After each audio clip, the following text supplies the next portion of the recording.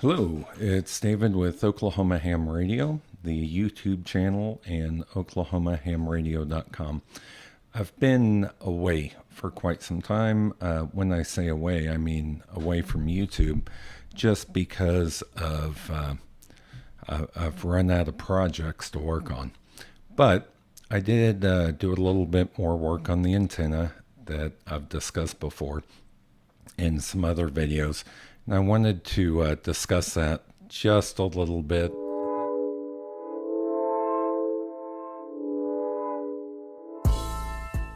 So let's go ahead and get started. So I added a 30-meter element to the antenna. So now the actual elements are that are on the antenna. I've got room for 5 elements.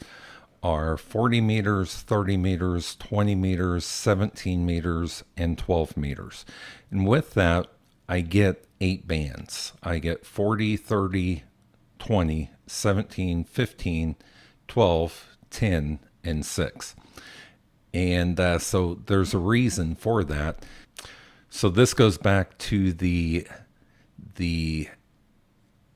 resonance of antennas and being able to really it's harmonics. So odd harmonics will allow you to use other bands on certain antennas that are designed for specific bands. For example, the 40 meter band also gives me 15. Now it's not great on 15, but it gives me 15. The 30 meter band gives me 10 and 6. But when you're adjusting these bands, it's important to understand that when you adjust 40, let's take 30. When you adjust 30, you're also adjusting 10 and 6. So you have to take all 3 into consideration. So maybe you take 30 down to the low end of the 30 meter band as to where it's optimally tuned. What that does is adjust 10 to one section of the band and 6 to one section of the band. And I'll show you hopefully some of that if I can fumble my way through this. But these are the SWRs that I'm getting. So low end just simply means the lowest SWR I have on that particular band. Mid is, the midpoint, what I'm getting, and the high end is the highest SWR on that band. What I've done in this spreadsheet is set it up to where different colors tell me whether or not it's good or not. So green is good, blue is the next level, yellow is the next level, and red is the next level. So what red basically tells me is you need to use an antenna tuner. Even yellow, you probably want to use an antenna tuner of some sort to get that radio to be able to function at full power.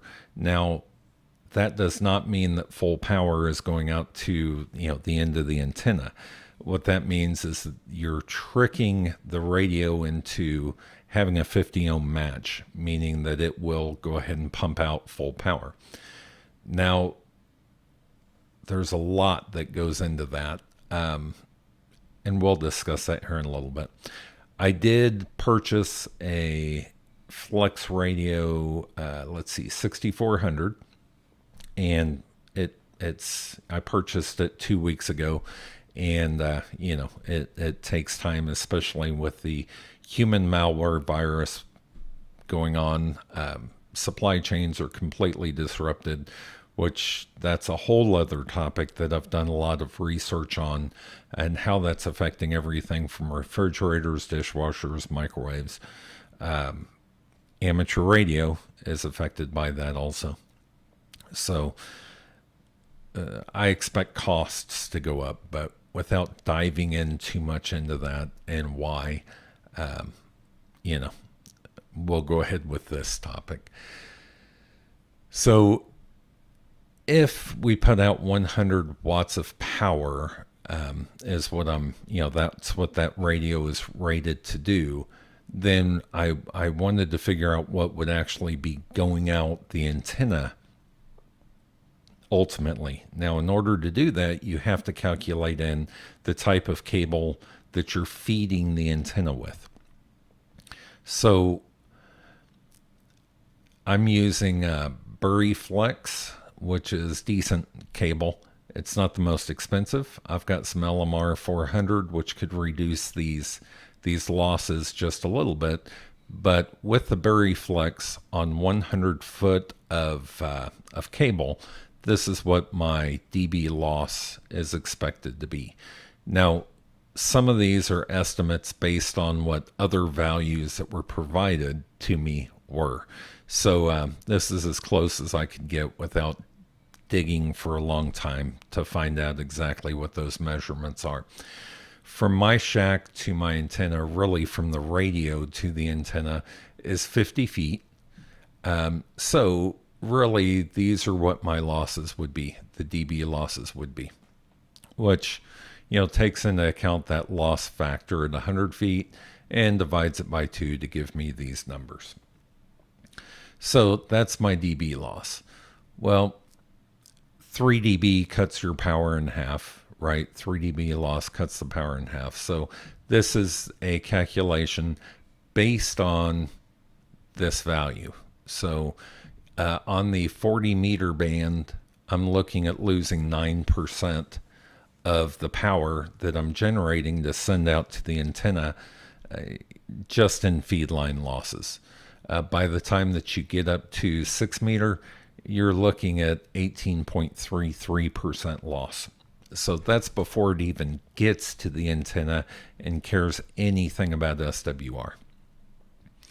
So this column, power to the antenna, is what I just described.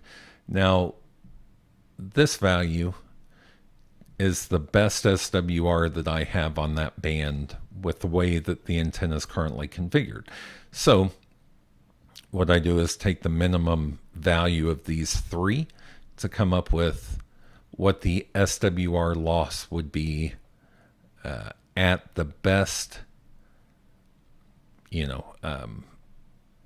best SWR that I have. So in this case, it's 1.5, which loses about 0.66%, or I'm sorry, 0.66 dB for that band. So ultimately, with the 40 meter band, with the best power out that I could get, at the antenna, I would be radiating 60.26 watts.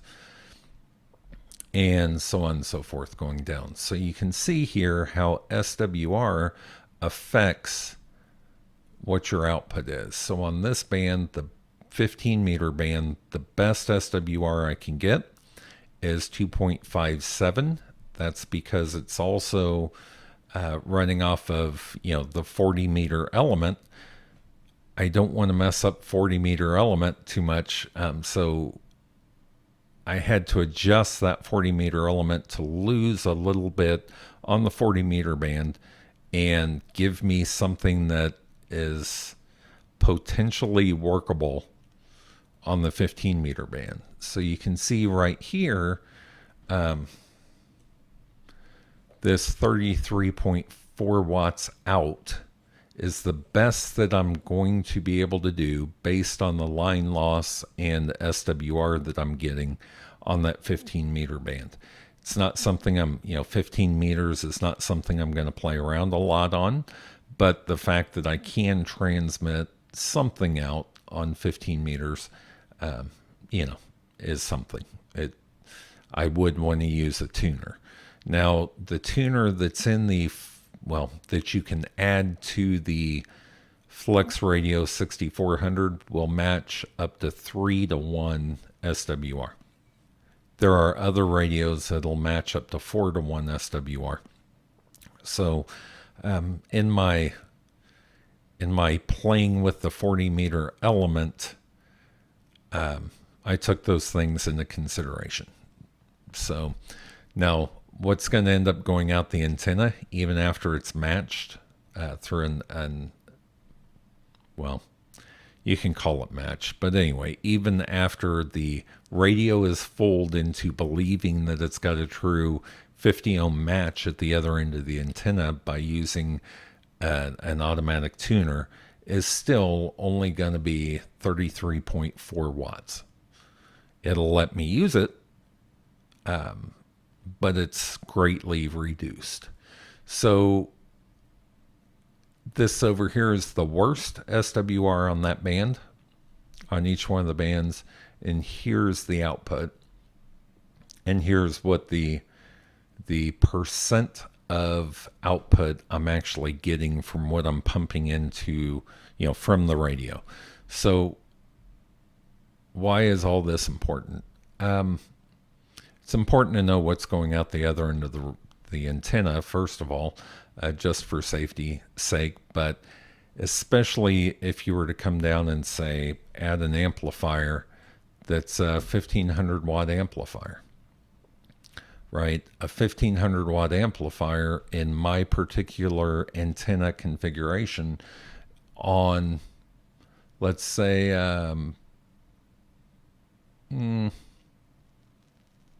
that's best. Let's go over to worst. So on 6 meters, which you probably wouldn't want to do anyway, but that's beside the point. The best that I would get out is $374. Now, a 1500 watt amplifier is not an inexpensive item. In fact, Flex's amplifier is roughly $7,000. So if you're spending $7,000 and only getting out less than 25% on those particular bands, that can get frustrating. If I pay for 1500 watts, I want to use 1500 watts. So you will always have feed line loss. The best way to overcome feed line loss is to use quality cable that reduces, maybe LMR 400 or something, that reduces your losses in the feed line as much as possible. Another thing that you can do is have an antenna that's always at a 1-to-1 SWR.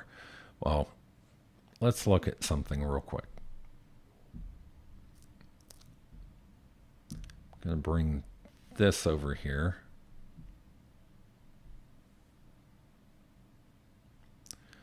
So I forget what band this is. This is the 6 meter band. This bottom line here, let me adjust it up just maybe over. Anyway, this bottom line here is the SWR across that band on the antenna that I have set up. So just because you have a 1-to-1 SWR on a band, it's in a particular very narrow space, so a very small frequency range. Maybe just one particular frequency. So even, especially at 6 meters, you'll see that on this end it's very low. When you get up over to this end, it goes very high. So up to about 4-to-1 SWR. So you're going to end up, in order to have an antenna that is truly a 1-to-1 match across the entire spectrum, you have to use an antenna that is adjustable. Now, sure, with an antenna tuner, you can tune this down to where it, appears to the radio like it's a 1-to-1 match, but it's not. And you can't take that tuner and make it magically adjust the length of the antenna in order to truly get a 1-to-1 SWR and get all of your power out. So what can you do to do that? So where would you spend your money if you're wanting to, especially if you're willing to spend $7,000 on an amp? Well, you could move that antenna, that antenna closer to your shack, or move your shack to the antenna to reduce feed line loss, but you're really not doing a ton. You are reducing these losses some, which then have an effect. But what if you are, could find it? What if you could find an antenna that actually adjusted itself in order to give you the closest to one-to-one SWR. And how much do those cost? Well, there is a product. Get this pulled up over here and then I'll move it over. There's a product that does this, and it's called a step IR. It's very expensive. However, less expensive than an amplifier. And if you were going to spend the money on an amplifier, you might as well spend the money on one of these also. Eventually, I do plan to spend money on an amplifier. So now, not all of their antennas do this. So let me give you an example. This antenna is adjustable. Multiple people on the YouTubers bunch have reviewed this antenna and it works great. It is adjustable, but it's not automatically adjustable. In other words, as you were to, let's say on that 6 meter band, if you were to go from the low end of that band to the high end of that band, you would have to go out and turn this crank to adjust it potentially. Actually, not this crank. There's a wire that feeds off the end, and you would have to adjust that wire to compensate SWR where you needed it to be. Now, you could do that. There's also, this small IR and this big IR. So you can see from these costs, they're not an inexpensive option. This big IR, you can use the SDA 2000, which automates a whole lot of this stuff. The SDA 2000 is quite a bit more advanced than the SDA 1000. That is the unit that sits inside of your shack that can connect to your radio, and through cat controls and things can know what band you're on and adjust and even know what frequency you're on and adjust the antenna to where it gives you that one-to-one match. Now, this system truly is adjusting the antenna to give you a one-to-one match, not fooling the radio into believing that it has a one-to-one match. Along with this, you can add this 80 meter base coil that would allow you to have 80 meters, along with the 6 through 40 that it is built to handle. So there are some reviews out there. Now, this is where antenna gain comes in.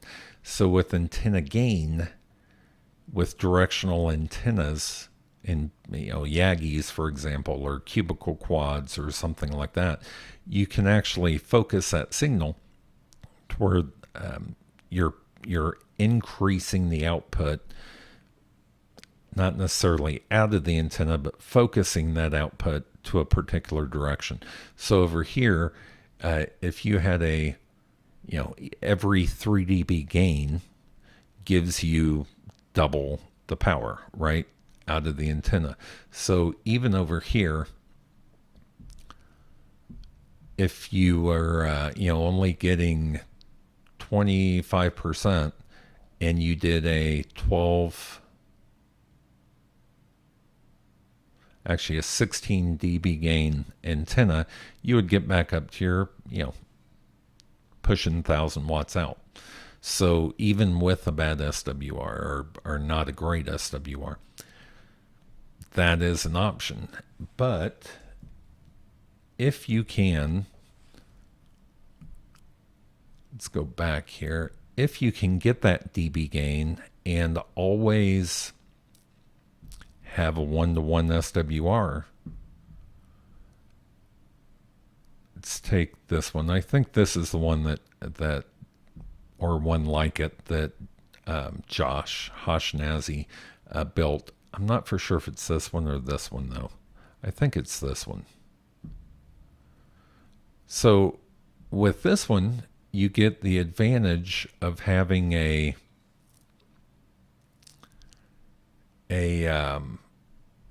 directional antenna. So it gives you gain. I'm going to assume somewhere around, let's just say 10 dB gain. And on top of that, the SWR is always 1-to-1.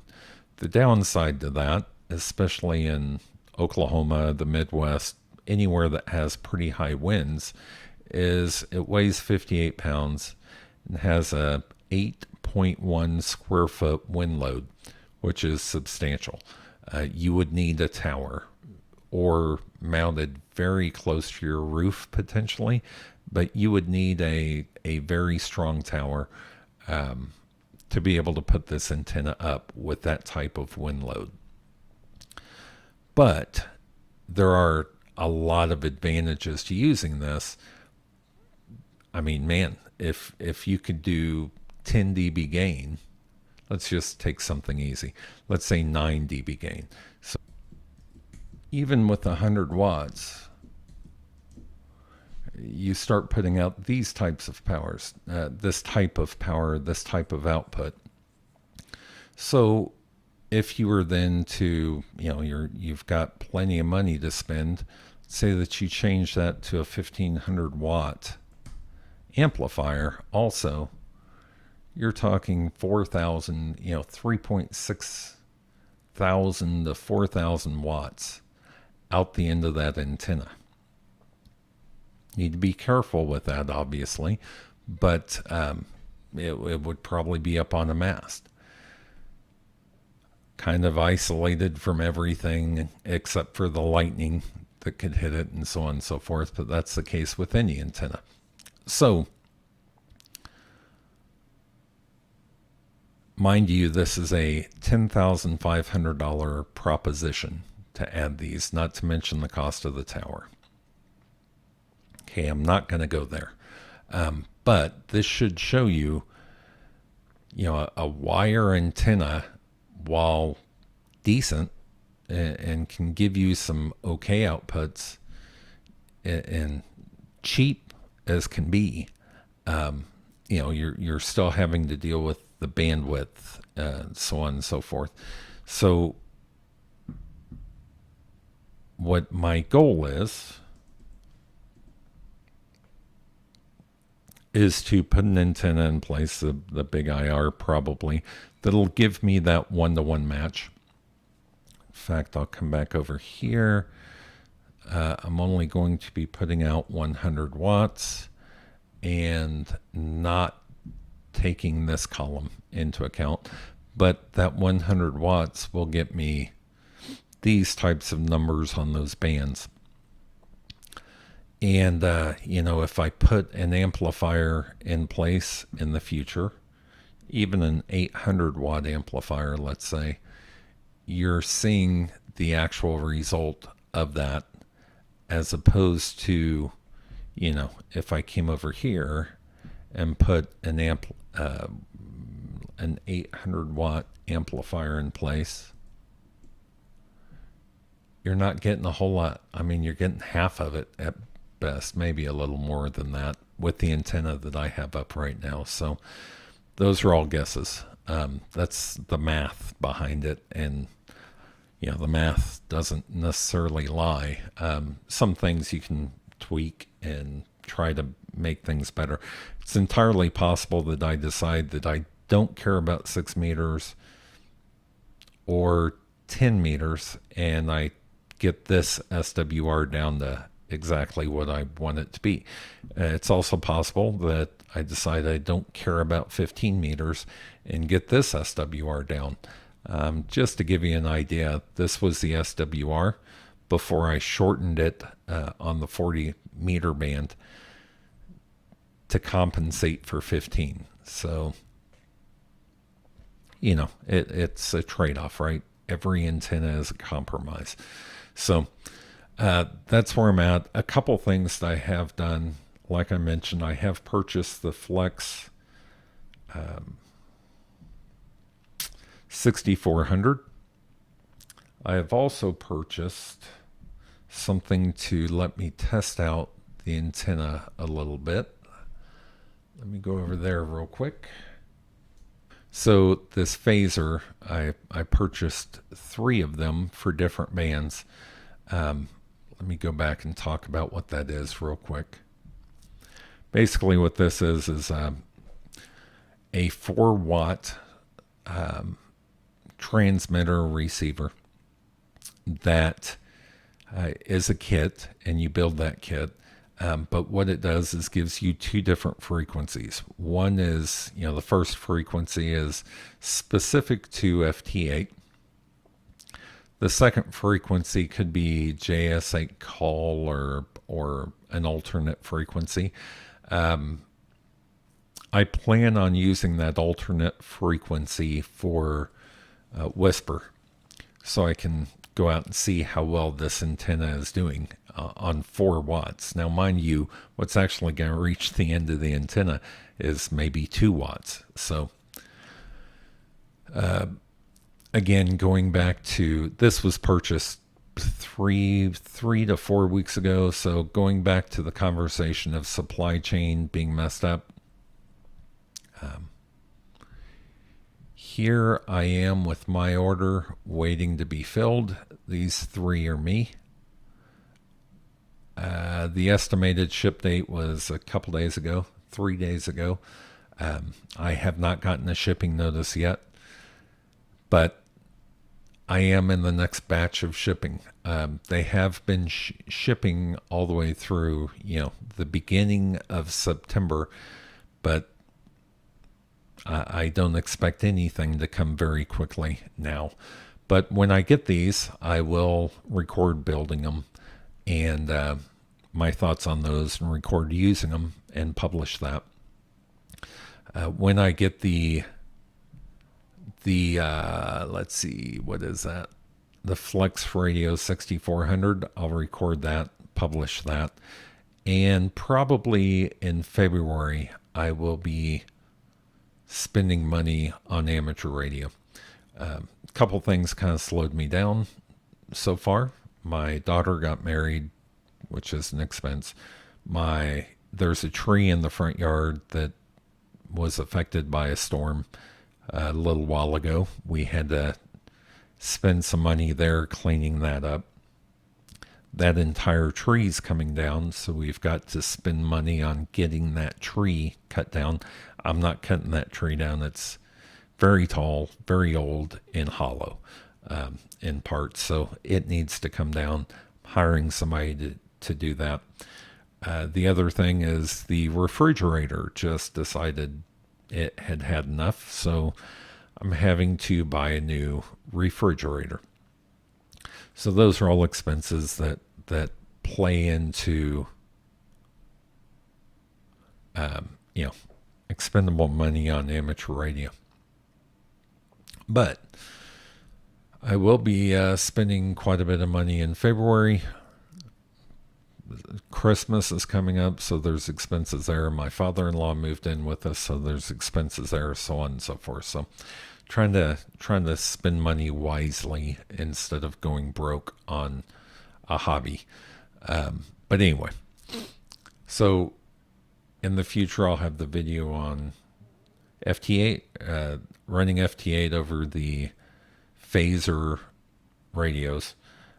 Like I said, I got 3 of them. I think I got 40 meter, 20 meter, and either 30 or 17. I can't remember which, but I'll do that.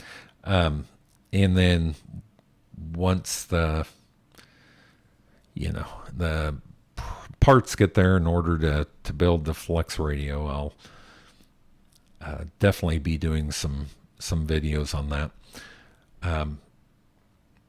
So I'm not going to say too much about my setup here and why I've configured it the way I have, but another thing that I'm interested in, I am in a metropolitan area, not downtown, but close enough that there's going to be a lot of noise.